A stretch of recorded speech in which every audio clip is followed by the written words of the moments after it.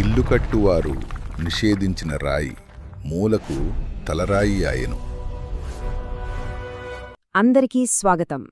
సాతాను, అపవాది, దయ్యాలు ఈ మాటలు వినగానే మనలో చాలామందికి సినిమాల్లో చూపించే కొమ్ములు, తోక ఉన్న భయంకరమైన రూపాలే కళ్లముందు కదుల్తాయి కదా. మరి నిజంగా బైబిల్ గ్రంథం వీటి గురించి ఏం చెబుతోంది? మనం ఇప్పటిదాకా నమ్ముతున్న వాటికి అసలు వాస్తవానికి ఏమైనా సంబంధముందా? రండి, ఈరోజు మనం ఈ విషయాల లోతుల్లోకి వెళ్ళి అసలు నిజాన్ని నిగ్గుతేలుద్దాం. సరే, ఈ మొత్తం విశ్లేషణను మనం ఒక చిన్న ప్రశ్నతో మొదలుపెడదాం. మనం పోరాడుతున్న అతిపెద్ద శత్రువు ఎక్కడో బయటలేడు, మన లోపవే ఉన్నాడు అంటే ఎలా ఉంటుంది? ఒక్కసారి ఆలోచించండి. ఈ ప్రశ్న చుట్టూనే మన మొత్తం చర్చ తిరుగుతుంది. ముందుగా నాకు చాలా రోజులుగా ఉన్న ఒక సందేహం. చాలామంది సాతాను, అపవాది అనే పదాలని ఒకే వ్యక్తికి వాడుతుంటారు. ఈ రెండు నిజంగా ఒకే దుష్టశక్తికి ఉన్న వేర్వేరు పేర్లేనా? లేక వీటి మధ్య ఏమైనా తేడా ఉందా? చాలా మంచి ప్రశ్న అడిగారు. ఎందుకంటే చాలామంది ఇక్కడే పొరబడతారు. నిజానికి ఈ రెండూ వేర్వేరు భాషల నుంచి వచ్చిన పదాలు, వాటి అర్థాలు కూడా వేరు. హెబ్రీ భాషలో శాటనాస్ అంటే విరోధి లేదా ఎదురు నిలిచేవాడు. అదే గ్రీకు భాషలో డయాబొలోస్ అంటే నిందలు వేసేవాడు లేదా చాడీలు చెప్పేవాడు. ఓ అలాగా. అంటే ఇవి ఒక వ్యక్తి పేర్లు కాదన్మాట, వాళ్ళు చేసే పనిని బట్టి వచ్చిన బిరుదులు లాంటివా? సరిగ్గా చెప్పారు. మనం బైబిల్ లోతుగా చదివితే ఈ విషయం ఇంకా స్పష్టంగా అర్థమవుతుంది. ఈ విరోధి లేదా సాతాను అనే పదం దేవుని దూతకు కూడా వాడబడింది. ఏంటి, దేవుని దూతకా? ఇది నిజంగా ఆశ్చర్యంగా ఉందే. అవును. అంతేకాదు, కొన్ని సందర్భాల్లో స్వయంగా దేవునికి, అపోస్తలుడైన పేతురుకు, చివరికి సొలొమోను రాజుని ఎదిరించిన మనుషులకు కూడా ఈ పదం వాడారు. దీన్ని బట్టి మనకు తెలిసేదేంటంటే సాతాను అనేది ఒక వ్యక్తి పేరు కాదు, అది ఒక పాత్ర లేదా ఒక పని. సరే, సాతాను అంటే ఒక విరోధి పాత్ర అని అర్థమైంది. కాని బైబిల్లో దయ్యాలు పట్టిన వారి కథలు స్పష్టంగా ఉన్నాయి కదా. ఉదాహరణకు యేసు స్వస్థపరిచిన ఆ లెగియోను కథ. మరి దాన్ని ఎలా అర్థం చేసుకోవాలి? అవును, ఆ లెగియోను కథ చాలా ముఖ్యమైన ఉదాహరణ. యేసు అతన్ని కలవడానికి ముందు అతని పరిస్థితిని ఒకసారి చూద్దాం. అతను అపవిత్రాత్మ పట్టినవాడుగా చెప్పబడ్డాడు. సమాధుల్లో తిరుగుతూ, ఎవ్వరూ బంధించలేనంత క్రూరంగా, బట్టలు లేకుండా తనను తానే రాళ్లతో గాయపరుచుకుంటూ ఉన్నాడు. అతని పరిస్థితి చూస్తేనే తెలుస్తుంది అతను ఎంత తీవ్రమైన మానసిక, శారీరక వేదన అనుభవిస్తున్నాడో. ఇప్పుడు యేసు అతన్ని స్వస్థపరిచిన తర్వాత చూడండి, అతను ఎలా ఉన్నాడు? స్వస్థబుద్ధి గలవాడై ప్రశాంతంగా కూర్చుని బట్టలు వేసుకుని ఉన్నాడు. ఇక్కడ మనం గమనించాల్సిన ముఖ్యమైన పదం స్వస్థబుద్ధి, అంటే రైట్ మైండ్. బైబిల్ అపవిత్రాత్మకు వ్యతిరేకంగా స్వస్థబుద్ధి అనే పదాన్ని వాడుతోంది.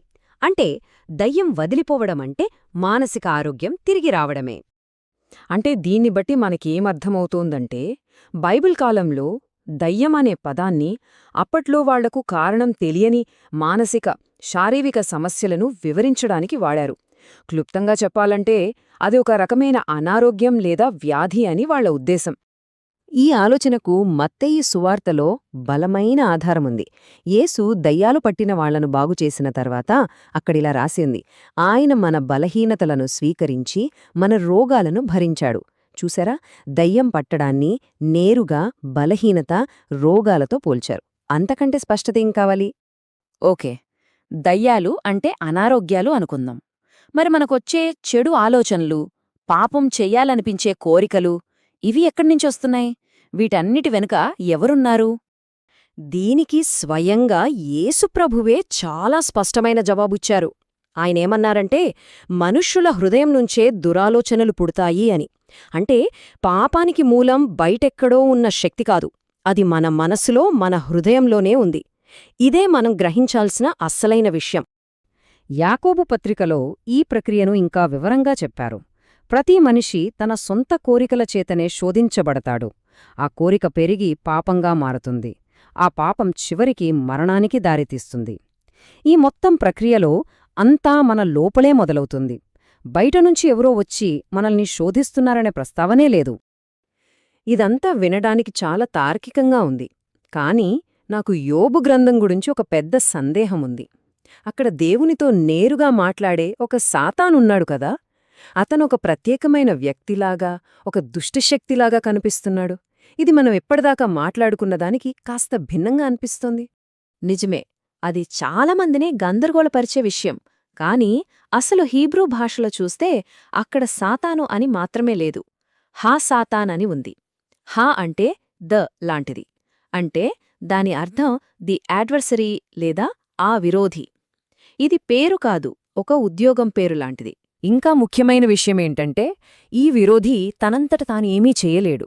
అతను దేవుని అనుమతితో, ఆయన పెట్టిన హద్దుల్లో మాత్రమే పని చేయగలడు. యెహోవా అతనికి స్పష్టంగా ఇదిగో నీ పరిమితులు అని చెప్పాడు. మరి ఇది దేవుడిపై తిరుగుబాటు చేసే ఒక స్వతంత్ర శక్తి అనే ఆలోచనకు పూర్తిగా విరుద్ధం కదా. అతను దేవుని నియంత్రణలో ఉన్న ఒక ఏజెంట్లాగా ఉన్నాడు. దీనికి అసలైన రుజువు ఎక్కడుందో తెలుసా? స్వయంగా యోబు మాటల్లోనే. తన కష్టాలన్నిటికీ కారణం దేవుడేనని యోబు అంటున్నాడు. యెహోవా ఇచ్చాడు, యెహోవాయే తీసుకున్నాడు అని. అతను సాతానును నిందించలేదు. దీన్ని బట్టి ఆ విరోధి దేవుని ఉద్దేశాన్ని నెరవేర్చే ఒక సాధనం మాత్రమే అని స్పష్టంగా తెలుస్తోంది. అద్భుతం! ఇప్పుడు ఈ విషయాలన్నిటినీ కలిపి ఒక ముగింపుగా మనం ఏం నేర్చుకున్నామో ఒక్కసారి స్పష్టంగా వివరిస్తారా? తప్పకుండా. ఈ పట్టిక మన చర్చ మొత్తానికి సారాంశం. మనం సాధారణంగా నమ్మేదొకటైతే బైబిల్ అసలు గ్రంథం చెప్పేది మరొకటి. సాతాను అంటే ఏదైనా ఒక విరోధి లేదా ఒక పాత్ర. అపవాది అంటే మన పాప స్వభావాన్ని సూచించే పదం. ఇక దయ్యాలు అంటే ఆ కాలంలో అర్థం కాని అనారోగ్యాలు. కాబట్టి మనం ముగించే ముందు ఒక్క విషయం గుర్తుంచుకోవాలి. నిజమైన ఆధ్యాత్మిక పోరాటమనేది బయట ఎక్కడో భూమికి ఆకాశానికి మధ్య జరిగేది కాదు. అది మన లోపల, మన మనస్సులో, మన హృదయంలో జరిగేది. మన నిజమైన శత్రువు బయట లేడు, మనలో పాపం రూపంలో ఉన్నాడు. మరి ఆ అంతర్గత శత్రువును జయించడానికే క్రీస్తు ఈ లోకానికి వచ్చాడు.